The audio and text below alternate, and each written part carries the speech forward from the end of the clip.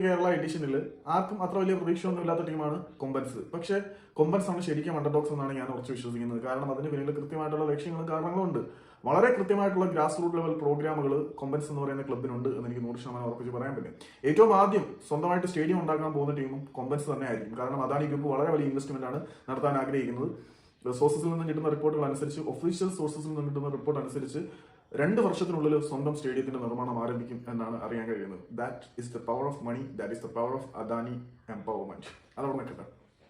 ഇനി എന്തുകൊണ്ട് കൊമ്പൻ? കേരളത്തിന്റെ സാംസ്കാരിക തനിമയെ റെപ്രസെന്റ് ചെയ്യുന്ന കൊമ്പൻ അതുകൊണ്ട് തന്നെയാണ് അവിടെ റെപ്രസെന്റ് ചെയ്തിരിക്കുന്നത്. അല്ലാതെ ഈ കൊമ്പൻ ബ്ലാസ്റ്റേഴ്സിന്റെ മാത്രം കുത്തകയാണെന്ന് നമുക്ക് പറയാൻ പറ്റില്ല. കൊച്ചി ടസ്കേഴ്സ് കേരള വന്നപ്പോഴും അവിടെയും കൊമ്പൻ ഉണ്ടായിരുന്നു. പിന്നെ കേരളത്തിന്റെ സാംസ്കാരിക തനിമയും കൊമ്പനും എത്രമാത്രം ഒട്ടിച്ചേർന്ന് നിൽക്കുന്നു എന്ന് നമുക്കറിയാം. പിന്നെ ജേഴ്സിയുടെ കളർ എന്തുകൊണ്ട് മഞ്ഞ കേരളത്തിനെയും സാംസ്കാരികപരമായിട്ട് റെപ്രസെന്റ് ചെയ്യുന്ന കളറാണ്. അതുകൊണ്ട് മഞ്ഞ യൂസ് ചെയ്തു. അതിനേക്കാളൊക്കെ ഉപരിയായിട്ട് ബ്രസീലിയൻ ഫുട്ബോൾ ടീമിന്റെ അതേ ഫിലോസഫി അഡാപ്റ്റ് ചെയ്യാൻ ആഗ്രഹിക്കുന്ന ഒരു സിസ്റ്റം ഓഫ് ഡെവലപ്പേഴ്സ് ആണ്. Developers in the sense football system develop ചെയ്യാൻ ആഗ്രഹിക്കുന്നവരാണ് നിലവിൽ ട്രിവാൻഡ്രം കൊമ്പൻസിന്റെ അധികാര സ്ഥാനങ്ങളിൽ ഇരിക്കുന്നവർ. ബ്രസീലിയൻ ഫുട്ബോൾ ഫിലോസഫിയുടെ ഡയറക്ട് ഇൻകാർണേഷൻ ആണ് ഉദ്ദേശിക്കുന്നത്. അതുകൊണ്ട് തന്നെയാണ് ജേഴ്സി പാറ്റേണിലും ബ്രസീലിനോട് സാമ്യം വരുന്നത്.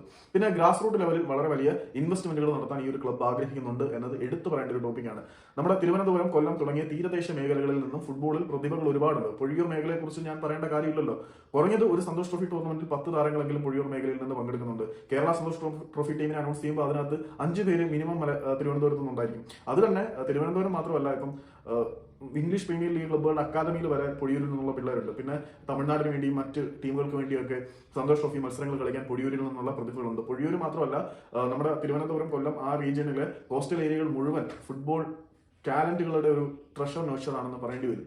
പിന്നെ ബാക്കിയുള്ള ഘടകങ്ങളിലേക്ക് നോക്കുകയാണെങ്കിൽ 6 താരങ്ങളെ ബ്രസീലിൽ നിന്ന് സൈൻ ചെയ്യാൻ ഈ ഒരു ടീമിന് കഴിഞ്ഞിട്ടുണ്ട് എന്ന് പറയുമ്പോൾ ബ്രസീലിയൻ ഫുട്ബോളിനെ എത്രമാത്രം അഡോപ്റ്റ് ചെയ്യാൻ അല്ലെങ്കിൽ എത്രമാത്രം സിന്തസൈസ് ചെയ്തെടുക്കാൻ ആഗ്രഹിക്കുന്നു എന്ന് നമുക്ക് മനസ്സിലാക്കാം. ഇതിനകത്ത് 3 പേര് റൊണാൾഡീനിയൻസ് പോലെയുള്ള വമ്പൻ ക്ലബ്ബുകളിൽ കളിച്ചിട്ടുള്ളവരാണ്.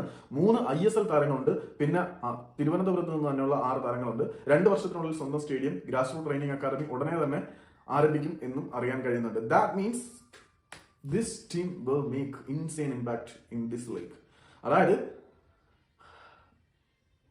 നോട്ടീസ് അടിച്ചും പരസ്യം കാണിച്ചും സെലിബ്രിറ്റികളെ കൊണ്ട് ആകർഷിച്ചും ആളെ കൂട്ടുന്നില്ലായിരിക്കാം തിരുവനന്തപുരത്തിന്റെ കൊമ്പന്മാർ. പക്ഷേ താനേ ചേർന്ന കൂട്ടം ഈ ഒരു ടീമിനോടൊപ്പം വരും. റിയൽ ഫുട്ബോളിന്റെ എസൻസ് എന്താണെന്ന് കാണിച്ചു കൊടുക്കാൻ തിരുവനന്തപുരം കൊമ്പൻസിനെ കൊണ്ട് കഴിയും. അതുകൊണ്ട് തൽക്കാലം പേരുകേട്ട ഒരു സെലിബ്രിറ്റി ഓണറെ കൊണ്ടുവന്ന് ആരാധകരെ വിളിച്ചടിപ്പിക്കേണ്ട ഗതികേട് തിരുവനന്തപുരത്തിന്റെ കൊമ്പന്മാർക്കില്ല എന്നാണ് അവരുടെ അധികൃതർ ഉറച്ചു വിശ്വസിക്കുന്നത്. കാരണം അവർക്ക് ഫുട്ബോളിലൂടെ എങ്ങനെ ഇമ്പാക്ട് ഉണ്ടാക്കാം എന്നതിനെ കുറിച്ച് മാത്രമാണ് ചിന്തിക്കുന്നത്.